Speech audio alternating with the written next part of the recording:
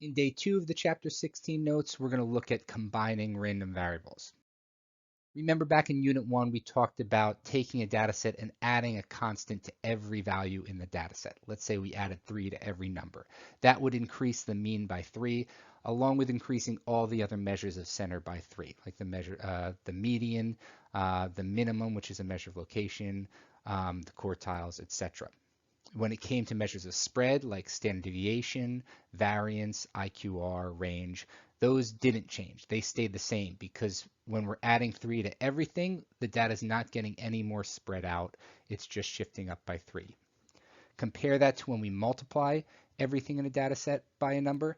That changes both measures of spread and measures of center. So if we multiplied everything by 2, the mean would double, the standard deviation would double. Okay, all our measures of spread and center would double. One thing to note is that the variance is actually going to increase by the square of that constant. So the variance we get 4 times as big. Reason being is that the variance is the standard deviation squared. So if the standard deviation is 2 times as big, the variance is 2 squared times as big. So that was all for a data set. Now let's talk about random variables. When we're adding or subtracting independent random variables, this is a key word because they need to be independent. The mean is found logically. We're either going to add the means or subtract the means as the problem dictates. Variance is not quite as logical. Variance always gets larger. Okay, we're always adding uncertainty to a problem if we're combining things or subtracting things. Right? We always add the variances, and the standard deviation is the square root of the sum of the variances. Let's take this problem as an example. We're at a baseball park buying tickets. For every customer that's ahead of us in line, we have an expected wait time of 100 seconds and a standard deviation of 50 seconds.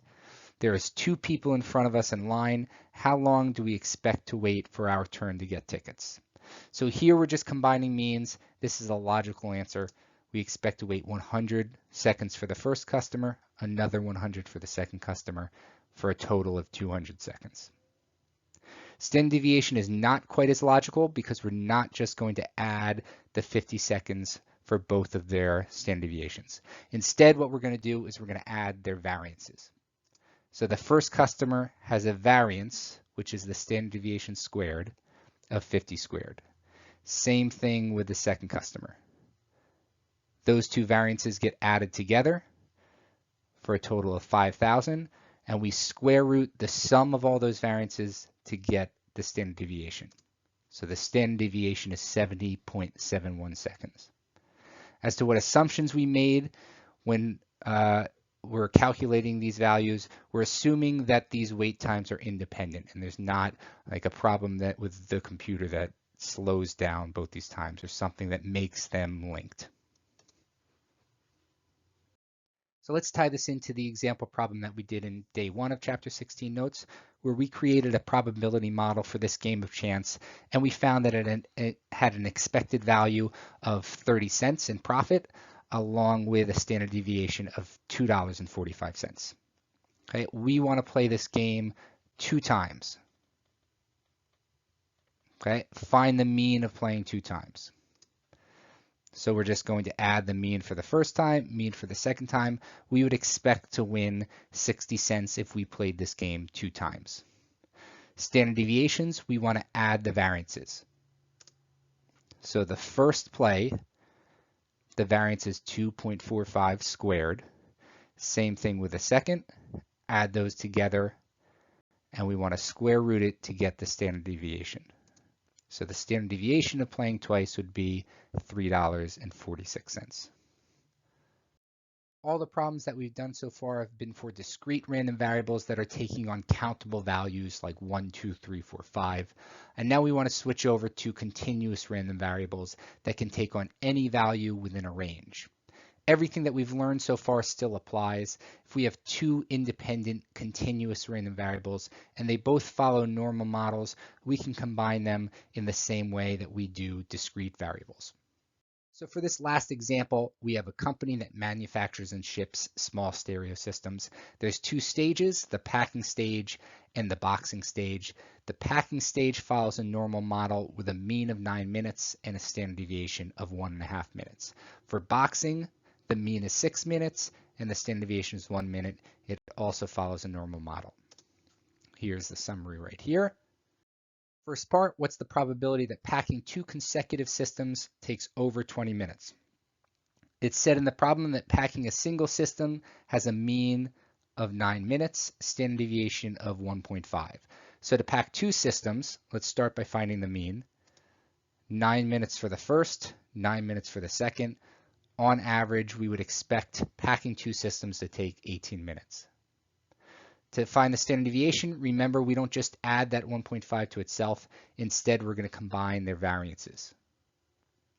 So we have a variance of 1.5 squared. That's for the first system. Same thing for the second system. Square root that sum to get the standard deviation. So now we have a mean and a standard deviation for packing 2 systems. And we can apply this to a normal model. Okay, we're going to use a z-score in this problem, so we're tying this way back to what we learned in chapter 6. Because the question that we're actually asked here is what's the probability that packing these 2 systems takes over 20 minutes? So now we want to find the z-score for this cutoff and everything to the right of it. Okay, remember in the z-score we always subtract the mean from our data value. So we have 20 minutes minus the mean of 18 divided by the standard deviation. Z-scores are always rounded to 2 decimal places, 0.94.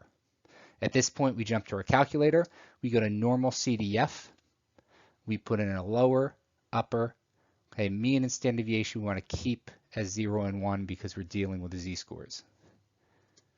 The probability that packing 2 boxes will take over 20 minutes is 0.1736. You can either write it as a decimal or as a percentage. Part B, what percentage of the stereo systems take longer to pack than to box? The key part of this is just figuring out these first couple steps and how to set it up. So we want packing to take longer than boxing. Now let's say we took this equation and we moved everything to one side.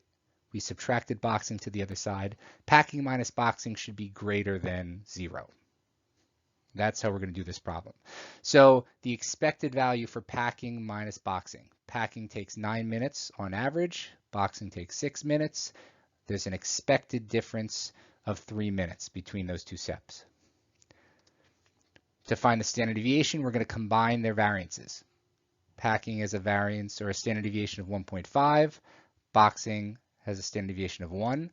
Those both get squared to get their variances. Combine them. Square root it. The standard deviation of the difference of these two is 1.803. Okay, I want to point out that this is always a plus, even though we're subtracting our variables. Okay, we're always adding uncertainty when we start combining random variables. We're less certain about how long this is going to take once we've done both these steps. We're not getting more certain about it. So here's our normal model. Okay, we want to find the probability that we end up with a time that's greater than 0. So this is our cutoff. We want to find everything to the right of this. Okay, by the way, anytime you do a normal CDF problem, you should have a shaded curve. You should have the model written. Okay, write the z-score. The mean is always the one that gets subtracted. Negative 1.66. Jump to the calculator. The probability that packing will take longer than boxing is 95.15%.